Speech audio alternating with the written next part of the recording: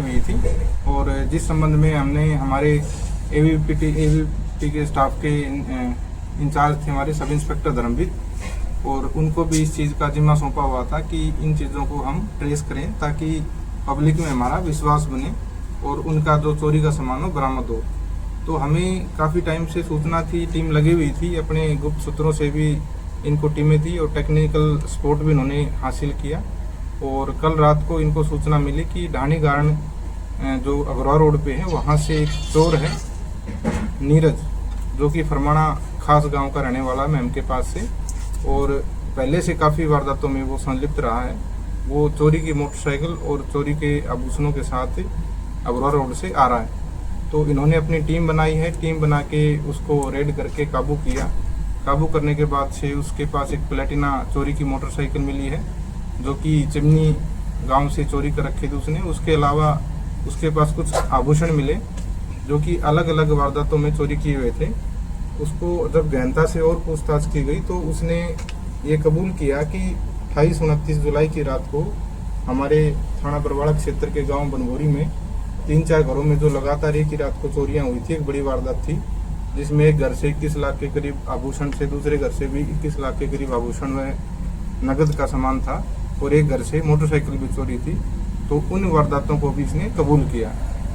इन वारदातों में इन्होंने अपने एक साथी नीरज ने अपने साथी संदीप, जो कि किरोड़ी गांव का रहने वाला है, उसके साथ इसने घर पे बैठ के योजना बनाई थी चोरी की। और योजना के तहत ये गांव बनभोरी में पहुंचे। वहाँ मोटरसाइकिल पर संदीप नीरज को छोड़ के चला गया था और नीरज ने घरों के अंदर घुसकर दीवारों से कूदकर इन वारदातों को अंजाम दिया था रात के समय में। और उसके बाद आखिरी घर में वो मोटरसाइकिल चोरी करके सामान के साथ ये दोनों फरार हो गए थे। और इस घटना में जितना भी हमारा आभूषण थे चोरी के, बनभोरी वाली घटना में 21 लाख के करीब एक घर से थे, उसमें मोटे मोटे हमने बरामद कर लिए सोने के आभूषण। दूसरे घर से जो चोरी थी, तुषार और जोगिंदर के घर से जो अलग अलग चोरियां थी, उसके भी हमने आभूषण बरामद कर लिए हैं। और इसके अलावा जो एक मोटरसाइकिल प्लेटिना चोरी थी वो भी हमने बरामद कर ली है। तो हमारी टीम ने बहुत अच्छा प्रयास किया है। और इस वारदात के अलावा जब इससे पूछताछ की तो इस चोर के ऊपर पहले से 37 मुकदमे जो कि दर्ज हैं, और ये उन मुकदमों के संबंध में अलग अलग जेलों में, Rohtak jail, Bhiwani jail, Jind jail, Kaithal jail और हिसार जेल में बंद रह चुका है। और करीब 30 की वारदातों में ये सजा याफ्ता भी है। इस संबंध में भी हमारी जेल से रिकॉर्ड हम प्राप्त कर रहे हैं और आगे भी हम तफ्तीश अपनी जारी रखे हुए हैं। हमारी बनभोरी की 3 चोरियों की वारदातों के अलावा ये जेल से बाहर जुलाई में आया था, ये सुनारिया जेल से ये हमारा आरोपी है जो नवीन नीरज है। और सुनारिया जेल से बाहर आने के बाद इसने 21 जुलाई को बाहर आया था। उसके बाद इसने करीब 10 के करीब घटनाएं चोरियां की हैं, जिसमें कि अलग अलग फरमाना गांव से इसने अपने गांव से भी चोरी की, मकान से पैसे चोरी किए थे। और उसके अलावा गांव पुर में इसने रात के समय में सोने के आभूषण वगैरह चोरी किए थे। गांव बांस बडाला में भी इसने 25 जुलाई को 11,000 के करीब चोरी की थी। 27 तारीख को गांव जाखोदा खेड़ा में इसने मकान से आभूषण व 12,000 रुपये चोरी किए थे। और गांव सलेमगढ़ से इसने 27 जुलाई को ही 18,000 के करीब चोरियाँ की थी।